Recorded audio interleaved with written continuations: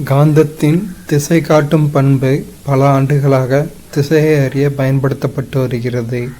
ஏறத்தாழ 800 ஆண்டுகளுக்கு முன்பு சீனர்கள் காந்த கற்களை கட்டி தொங்கவிட்டால் அவை வடக்கு தெற்கு திசையிலேயே ஓய்வு நிலைக்கு வருவதை கண்டறிந்தனர்.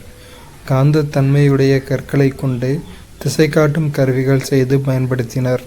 சீன மாலுமிகள் தங்கள் படகுகளிலும் கப்பல்களிலும் இத்தகைய கற்களை கொண்டு புயல் காலங்களிலும் மூடுபனி காலங்களிலும் திசையை அறிந்து பாதுகாப்பான கடல் பயணங்களை மேற்கொண்டனர். ஸோ என்னென்னா, சீனர்கள் 800 வருஷத்துக்கு முன்னாடியே காந்த பொருட்களை வச்சு ஒரு காந்தத்தை நம்ம தொங்க விட்டோன்னா, நூலில் கட்டி தொங்க விட்டோன்னா அது எப்போவுமே வடக்கு தெற்கு திசையிலேயே தான் நிற்கும். இந்த இதை சீனர்கள் கண்டுபிடிச்சி திசை காட்டும் கருவியாக காந்த பொருட்களை வச்சு படகுல கப்பலில் வெளிநாடுகளுக்கு போகிறப்போ கடல் கடந்து போகிறப்போ பயன்படுத்தியிருக்காங்க. கைபேசி, குறுந்தகடு, கணினி போன்றவற்றிற்கு அருகில் காந்தங்களை வைத்தால் காந்தங்கள் அதன் காந்தத்தன்மையை இழந்துவிடும். அந்த பொருட்களும் பாதிப்புக்கு உள்ளாகும். இதில் டிவியும் சேர்த்துக்கணும். டிவி நாங்கள் சின்ன பிள்ளையில் ஒருத்தர் வீட்டில் டிவி பார்க்கும்போது டிவி பக்கத்தில் காந்தத்தை கொண்டு போனப்போ அந்த காந்தம் இருந்த பகுதி அப்படியே ரவுண்டாக ஸ்க்ரீன் அதிலேருந்து எதுவுமே தெரியாமல் மறைச்சிட்டு அதோட காந்த மேக்னெட்டிக் பவரும் போயிட்டு இதை தான் கொடுத்துருக்காங்க. கைபேசி, மொபைல், சிடி, கம்ப்யூட்டர் இந்த மாதிரி சாதனங்களில் காந்தத்தை வச்சா அதோட காந்தத்தன்மையை இழந்துடும். அந்த பொருட்களும் பாதிப்புக்குள்ளாகும். நீரானது மண்ணில் உள்ள உப்புகள் மற்றும் தாது பொருட்களை தன்னுடன் கரைத்து எடுத்து செல்கிறது. இந்த உப்புகளும் தாதுக்களும் கடல்கள் மற்றும் பெருங்கடல்களில் லட்சக்கணக்கான ஆண்டுகளாக படிந்து வருகிறது.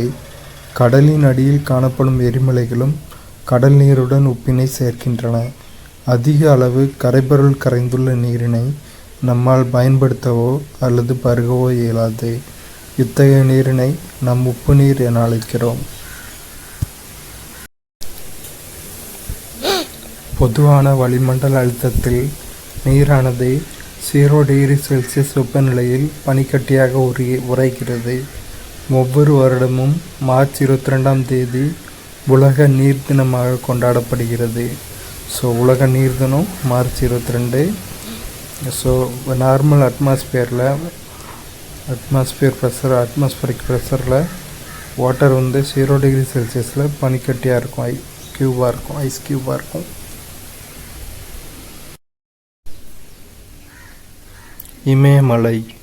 இமயமலை பனிப்படிவுகள், பனிப்பாறைகள் மற்றும் பனியாறுகளை கொண்டுள்ளது. ஆசியாவின் முக்கிய ஆறுகளில் 10 பெரிய ஆறுகள் இமயமலையில் இருந்து தொடங்கி பாய்கின்றன. ஏறக்குறைய 100 கோடி மக்களின் வாழ்வாதாரமான நீர் தேவையை இவ்வாறுகள் பூர்த்தி செய்கின்றன. ஸோ இமயமலையில் பனியாறுகள் உற்பத்தி ஆகுது. ஆசியாவோட 10 முக்கிய ஆறுகள் இமயமலையில் உற்பத்தி ஆகுது. இது மட்டுமே 100 கோடி மக்களோட வாழ்வாதாரத்தை பூர்த்தி செய்யுது.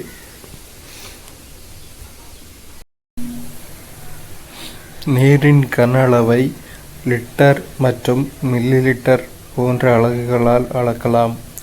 காலன் என்பதும் நீரின் கன அளவினை அளக்கக்கூடிய அலகாகும். ஒரு காலன் என்பது 3.785 லிட்டர் ஆகும். நீர்த்தேக்கங்களில் உள்ள நீரின் அளவினை TMC/feet என்ற அலகால் அளக்கப்படுகின்றது.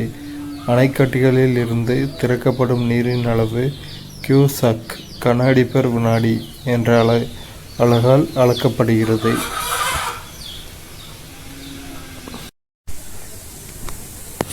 நீர்வாழ் விலங்குகள்.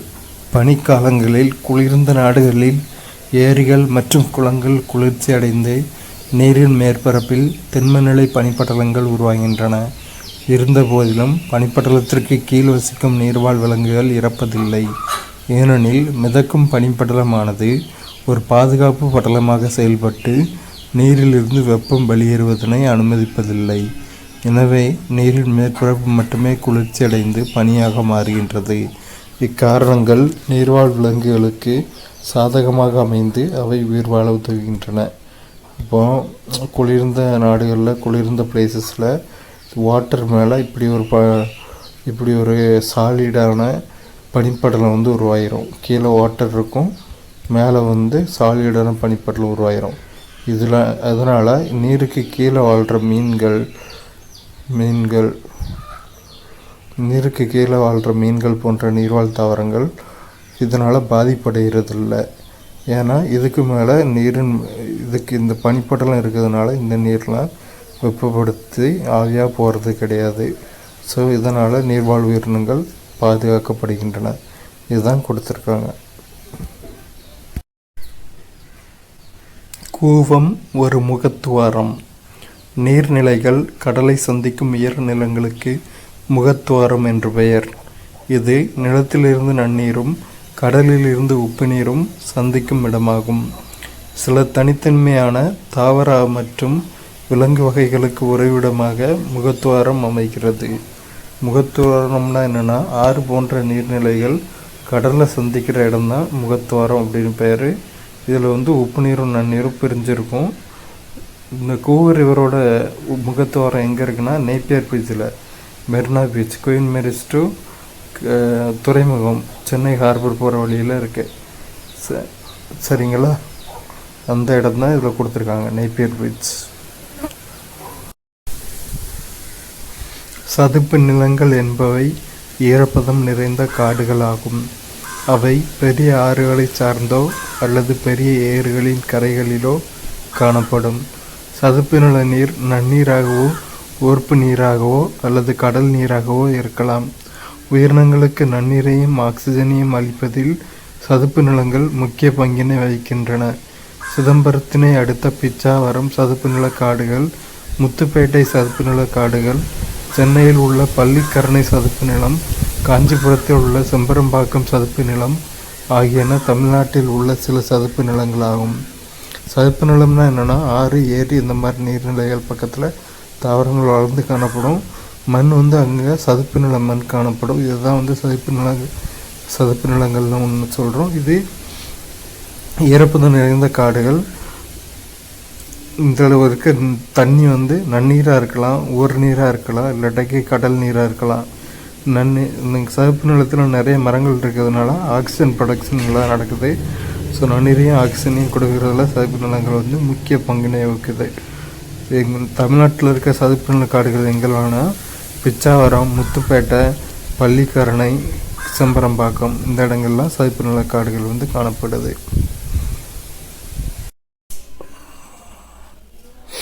வெங்காயத்தினை நறுக்கும்போது நம்மில் பலருக்கு கண்களில் எரிச்சலுடன் கண்ணீர் வருவதற்கான காரணம் அதன் செல்களில் பொதிந்துள்ள புரோபேன் தயால் எஸ் ஆக்சைடு எனும் வேதிப்பொருளாகும். வீட்டில் பல்லரி நம்ம வெட்டும்போது நம்ம கண்ணிலிருந்து கண்ணீர் வரும். அது காரணம் என்னென்னா, பல்லரியோட செல்களில் இருக்கிற புரோபேன் தயால் எஸ் ஆக்சைடு அப்படிங்கிறது கெமிக்கல் தான் அது காரணம். இது எளிதில் ஆவியாகக்கூடியது, அது சீக்கிரத்தில் ஆவியாகக்கூடியது. வெங்காயத்தை வெட்டும்போது சில செல்கள் சிதைந்து இந்த வேதிப்பொருள் வெளிப்படும். எளிதில் ஆவியாகி உடனே கண்களை சென்றடைந்து எரிச்சல் ஏற்படுத்தி கண்ணீரை தூண்டும். வெங்காயத்தை நசுக்கினால் கூடுதல் செல்கள் உடைந்து இந்த வேதிப்பொருள் அதிகமாக வெளிப்படும். வெங்காயத்தை நசுக்கணும்னா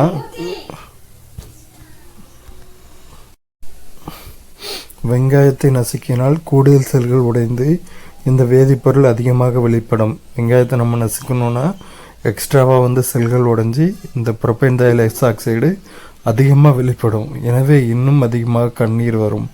வெங்காயத்தை நீரில் நனைத்து நறுக்கும்போது நமக்கு எரிச்சல் குறைகின்றது.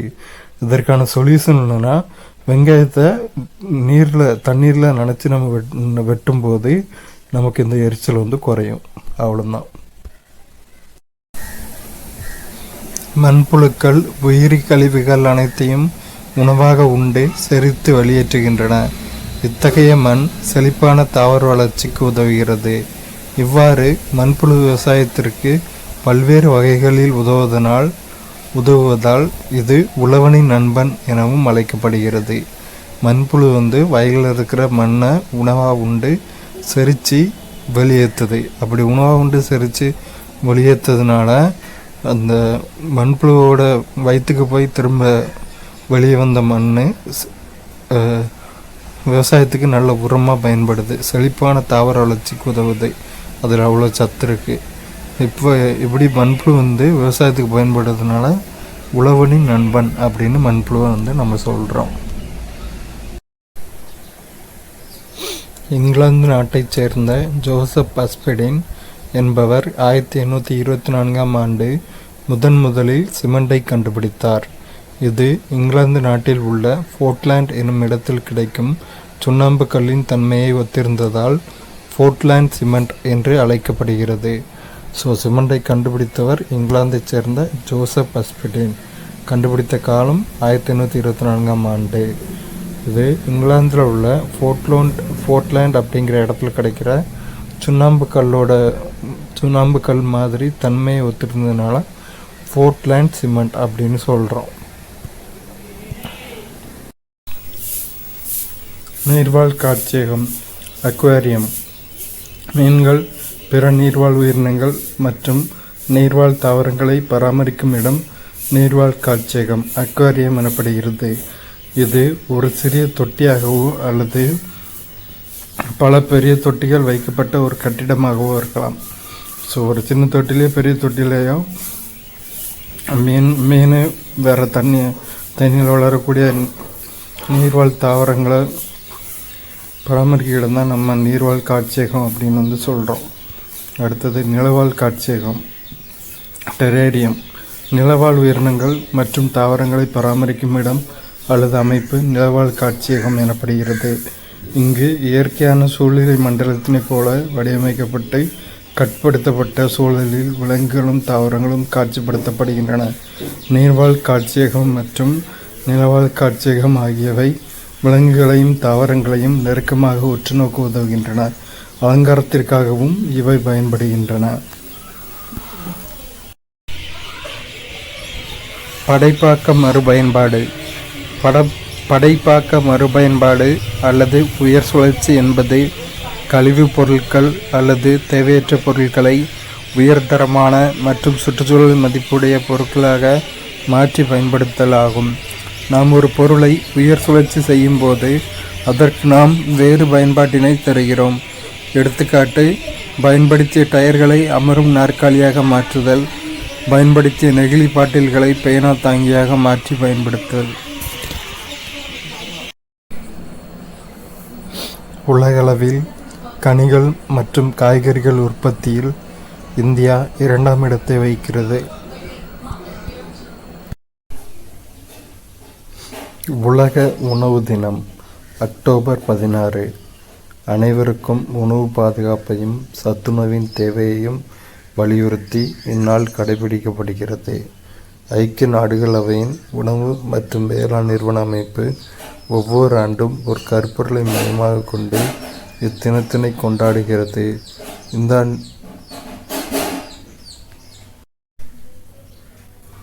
இந்தியாவில் மேற்கு வங்காளம், அஸ்ஸாம், ஒடிசா, பீகார், உத்தரப்பிரதேசம், திரிபுரா மற்றும் மேகாலயா ஆகிய 7 மாநிலங்களில் ஜனல் பயிரிடப்படுகின்றது. மேற்கு வங்காளம் மட்டும் இந்திய சணல் உற்பத்தியில் 50 விழுக்காடு உற்பத்தி செய்கிறது. மரக்கட்டைகளிலிருந்து மெல்லியதாக சீவி எடுக்கப்படுகின்ற மரத்தகடுகளை உரிய வகையில் ஒன்றின் மேலொன்று அடுக்கடுக்காக ஒட்டி உருவாக்கப்படுவதே ஒட்டுப்பலகை பிளைவுட் ஆகும். இது ஒரு வகை கூட்டு மரப்பலகை காம்போசைட் வுட் ஆகும். அது பிளைவுட்னா என்னென்னா, மரத்துலேருந்து சீவி எடுக்கப்படுகின்ற சின்ன சின்ன தகடு மாதிரி மெல்லிசான அதாவது திக்னஸ் கம்மியாக இருக்கிற தகடு மாதிரி, அதை ஒன்றுக்கு மேலே ஒன்று வச்சு உருவாக்கப்படுறது தான் பிளைவுட் ஒட்டுப்பலகை. அது ஒரு காம்போசைட் கூட்டு மரப்பலகை. பாலக்கீரை. மூட்டு முடக்குவாதம் என்பது அனைத்து வயதினருக்கும் மூட்டு மற்றும் முழங்கால் பாதிப்பை ஏற்படுத்தும் ஒரு நோயாகும். இந்த நோய்க்கான மருந்தினை பாலக்கீரையிலிருந்து தற்போது மத்திய மருந்து ஆராய்ச்சி நிறுவன விஞ்ஞானிகள் நானோ உருவாக்கத்தின் மூலம் உருவாக்கியுள்ளனர். மூட்டு முடக்குவாதத்துக்கான மருந்து பாலக்கீரையிலிருந்து கண்டுபிடிச்சிருக்காங்க. அவ்வளோதான்.